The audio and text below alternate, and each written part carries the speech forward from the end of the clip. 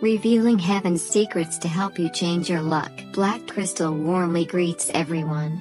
Those who see this video are destined to have a connection. I have a method to change fate that can reveal heavenly secrets. Would you like to hear it?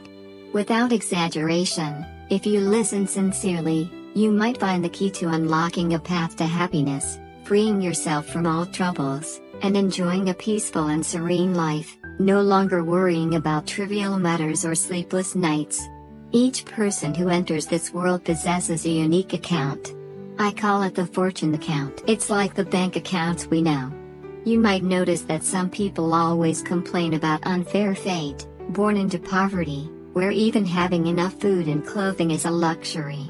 From a young age, they struggle in hardship, lacking money for education or medical treatment, living a life full of difficulties. However, there are also those born into wealthy families, enjoying the best conditions, talents, and privileges. They study at prestigious universities, start successful businesses, and their lives seem to always go smoothly. You might wonder, why is there such a huge disparity between people? The answer lies in the fact that each person is born with a different balance in their fortune account. Some carry a massive debt on their shoulders, as if fate has never smiled upon them. Meanwhile, others seem to possess a bottomless fortune account, their lives always blessed. However, even if someone is born with a full fortune account, it doesn't mean their life will always be smooth sailing. No matter how much fortune one has, if they continuously do evil, that fortune will eventually deplete. Each time they do something bad, harbor ill intentions, or exploit others, the balance in their fortune account decreases. One day, when the fortune runs out, misfortune will quietly arrive. When a person exhausts their fortune, misfortune will silently creep in, manifesting in 4 ways. First, their appearance deteriorates. We can see famous people, whether in business or politics, who, when they fail, lose their former glory. Instead, they appear tired, dispirited, as if they've lost all vitality. This change is called deteriorating appearance. Second, they are abandoned by relatives and friends. When they were prosperous, they were surrounded by many friends, all willing to help. But when they face difficulties, those people gradually leave, leaving them isolated and helpless. This state of isolation only deepens their misery. Third, misfortune surrounds them. When someone is in a lucky period, everything around them seems favorable, as if the world makes way for them. But if they don't cherish their luck and do good deeds, when their fortune depletes, misfortune will continuously strike. At this point, they may encounter a series of unfortunate events, big and small. Even drinking water can choke them. Their lives become filled with misfortunes and failures. Fourth, they face constant lawsuits. When their fortune account is empty, they may face endless legal troubles. These could be consequences of past illegal actions or mistakes in business leading to legal disputes. Therefore, our ancestors said, it's not that there's no retribution, but the time hasn't come yet. This implies that some might wonder why some people who do many evil deeds still live long and avoid illness. This isn't because there's no retribution, but because their past life blessings haven't run out. Even if they continuously squander those blessings, they might not exhaust them in one lifetime. For example, someone born with a fortune equivalent to hundreds of billions. However, their life is filled with evil deeds. Despite this, their fortune seems never to run out, allowing them to enjoy blessings while continuing to do evil. You might feel that heaven and earth are unfair, but in reality, their fortune balance is too large, not yet depleted. However, don't worry. That fortune will continue to pass to their descendants to be squandered. When their descendants also exhaust it, retribution will finally arrive.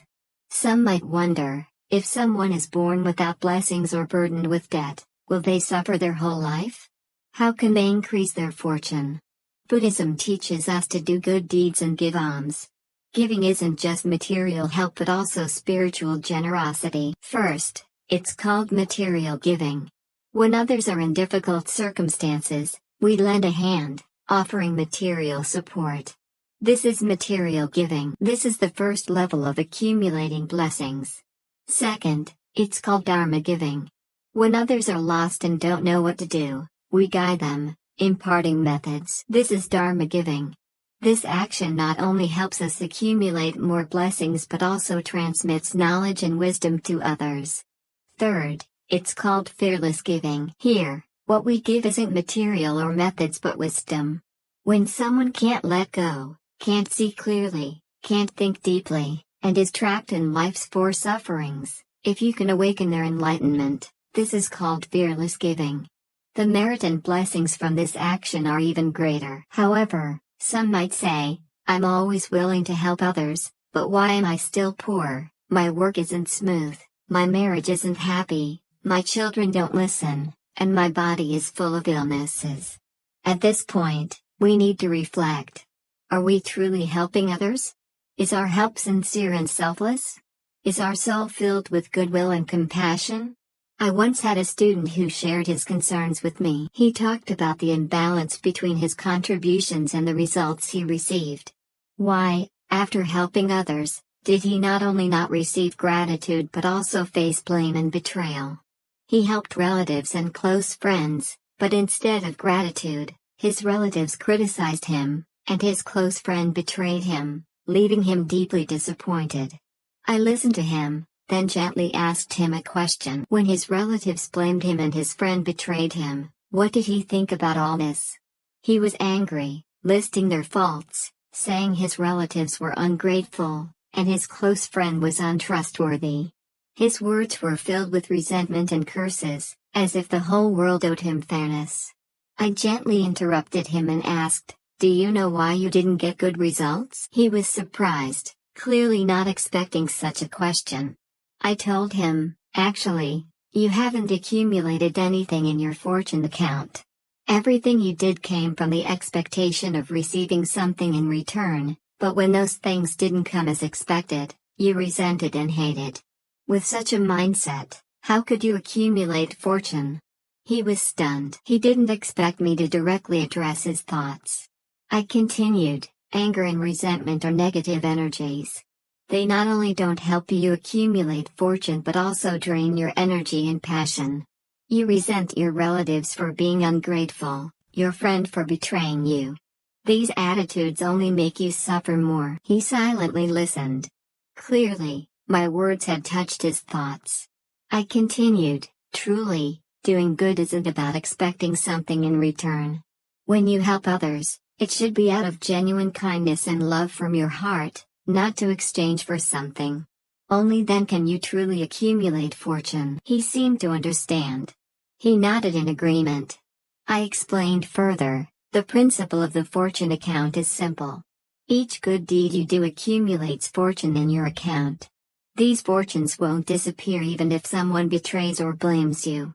Instead, they will return to you in various forms. It could be an unexpected opportunity, a turning point in life, or a moment of escaping danger. These lucky events are the fortune you've accumulated. After listening, he silently pondered for a long time. Finally, he looked up and said, "Teacher, now I understand.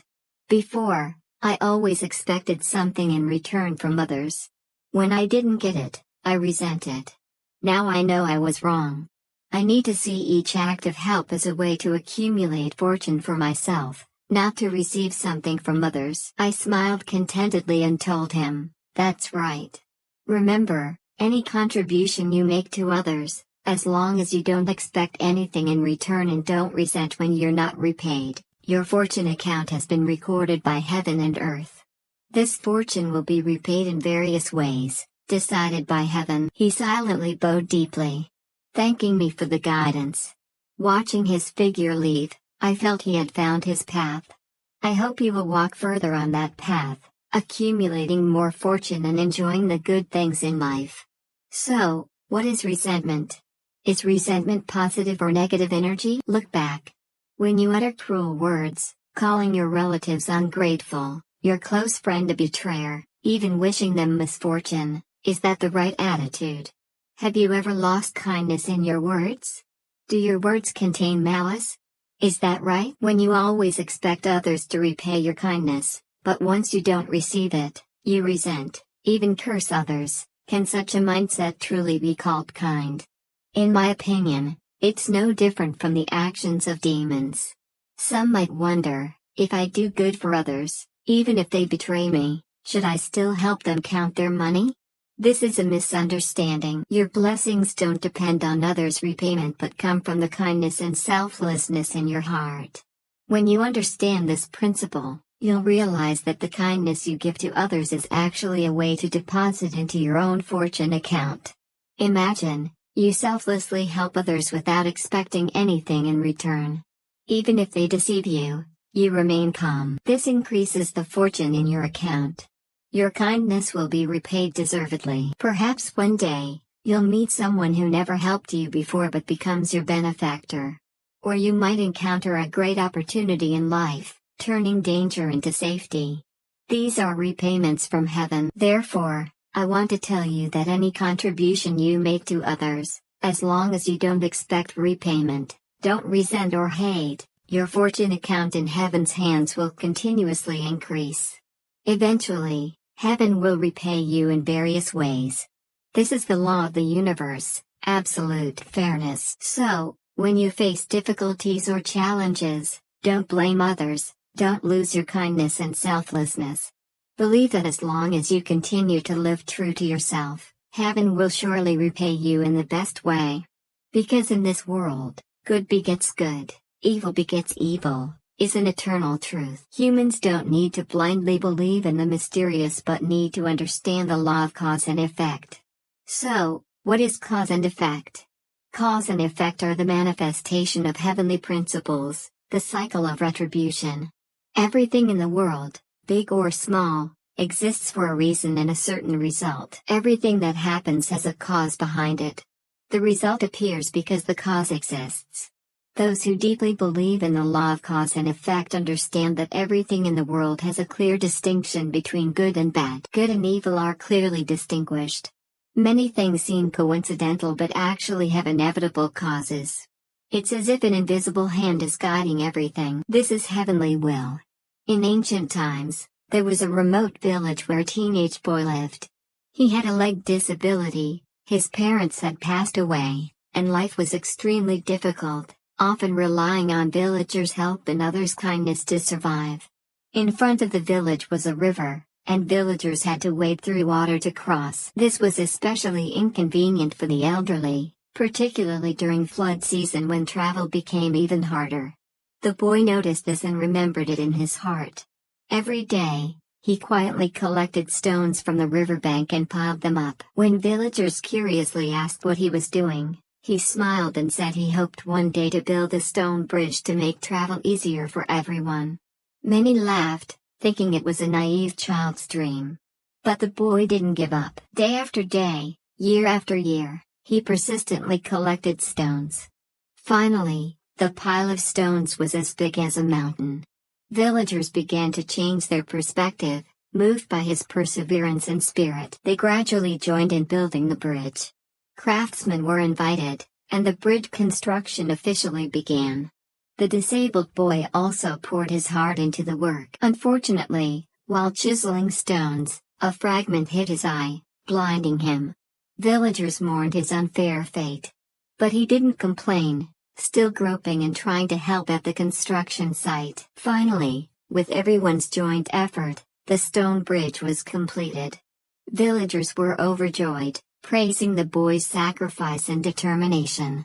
Though living in darkness, he smiled a never-before-seen happy smile. However, fate seemed relentless. A heavy rain suddenly came, raising the river and washing over the bridge. Amid thunder, the boy was struck and fell into a pool of blood. Villagers were horrified, mourning his death. They blamed heaven for being unfair. Why should such a kind person meet such a tragic end? At that moment, Bao Zheng, known as Bao Qingdian, happened to pass by the village. Villagers blocked his palanquin, demanding justice for the boy, asking Bao Qingdian to restore fairness. They asked why good people always meet bad ends and how to continue doing good. Bao Zheng was moved by their emotions. After some thought, He wrote 6 large characters: Ming Sing Yi, Wu Qing Shan, clearly do evil, mistakenly do good, then left. Upon returning to the capital, Baozheng reported the incident and what he witnessed to the emperor. He hid the fact that he wrote those 6 characters, as he felt they were somewhat one-sided despite his confusion and regret for the boy's fate. After hearing Baozheng's account, the emperor pondered deeply.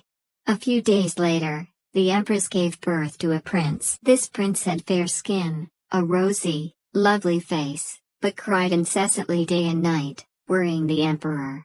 The emperor summoned Baozheng to investigate. When Baozheng arrived, he noticed the prince's snow-white skin but sore writing on his tiny hand. He leaned closer and was shocked to see it was the 6 characters he wrote. Ming Sing Yi, Wu Qing Shan. Immediately, Baozheng felt his face burn with shame. He quickly reached to wipe the writing, but as soon as he touched it, the characters vanished. Strangely, to Baozheng, the characters were clear, but to others, it was just a birthmark.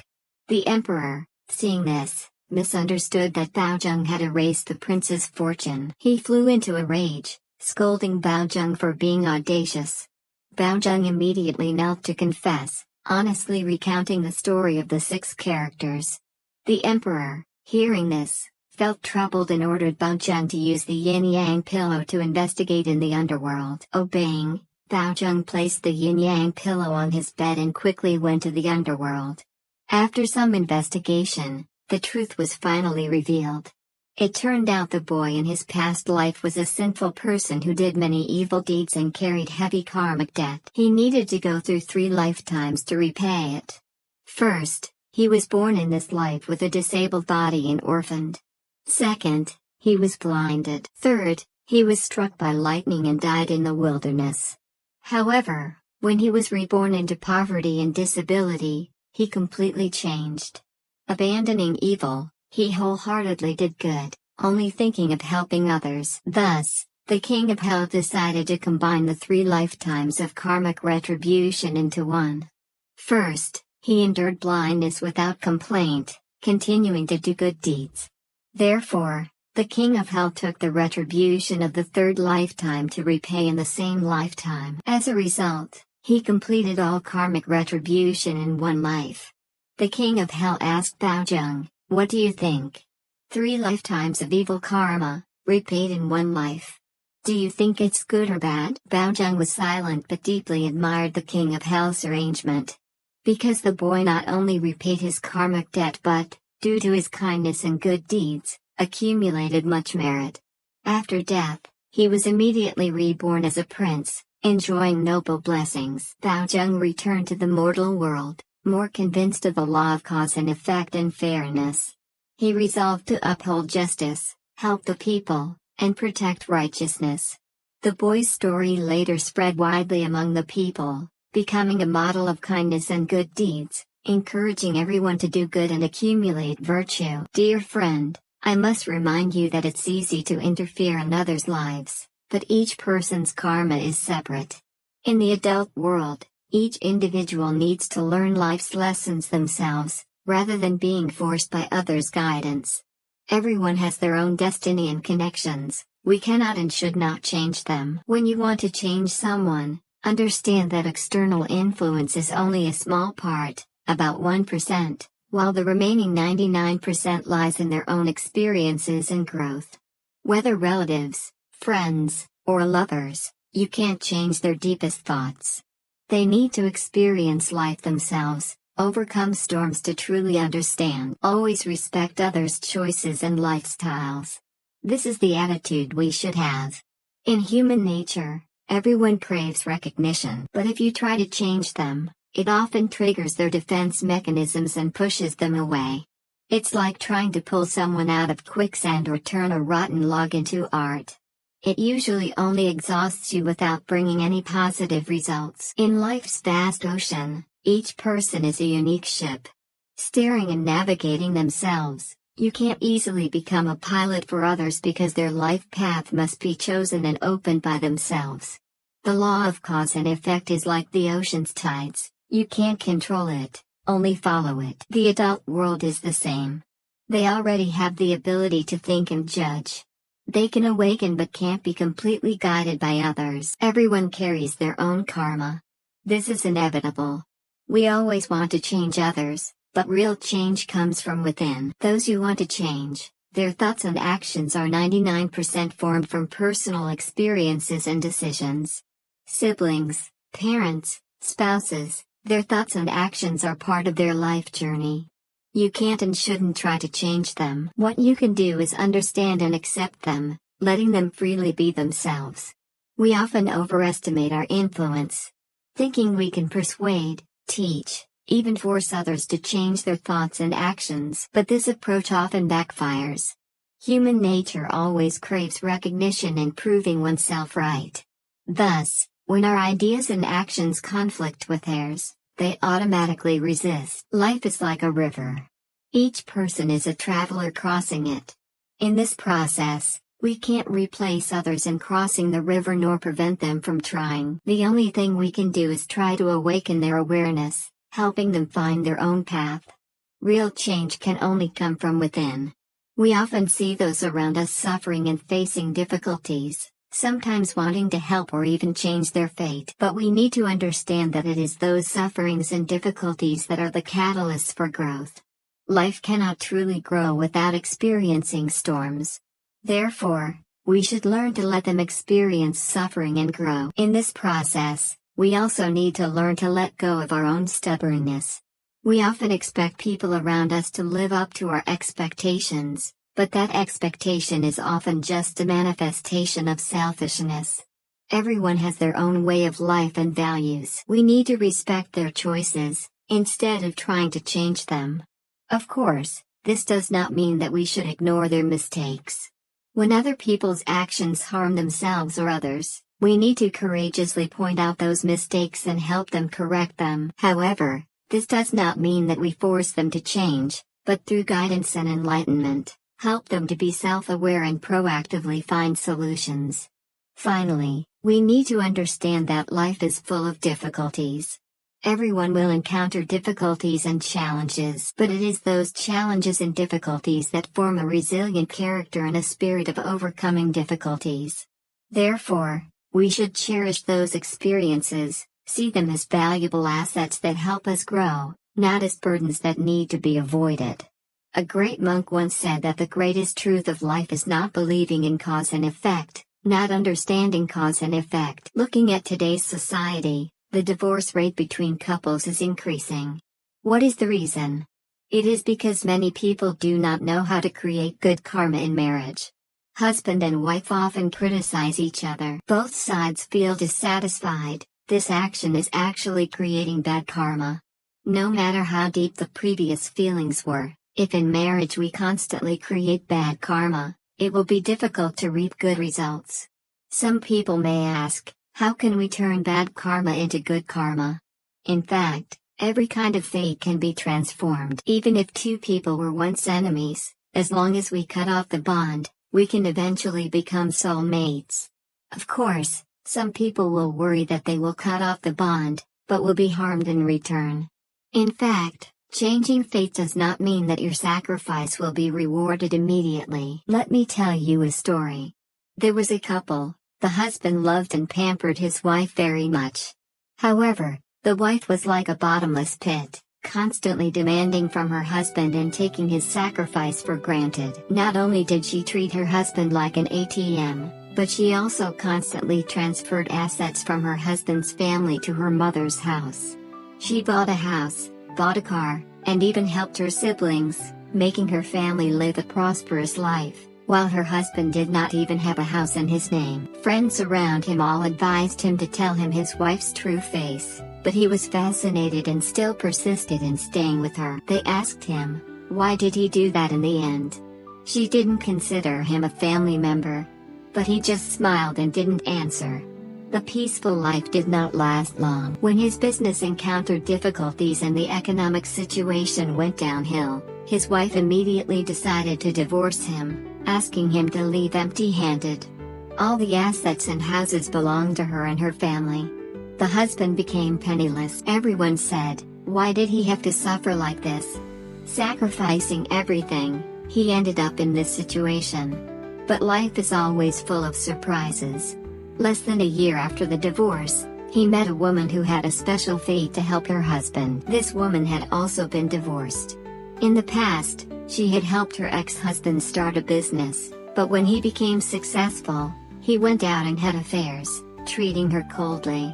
Both of them had the same experience of being betrayed and abandoned. They met, became each other's support, and faced life's challenges together. This woman admired his ability and potential, and decided to help him rebuild his career. Within 2 years, they had built a powerful business together, far surpassing everything he had ever achieved before. Their feelings grew deeper and deeper. This story shows us that evil will be rewarded with evil, good will be rewarded with good. It's just that the time has not come.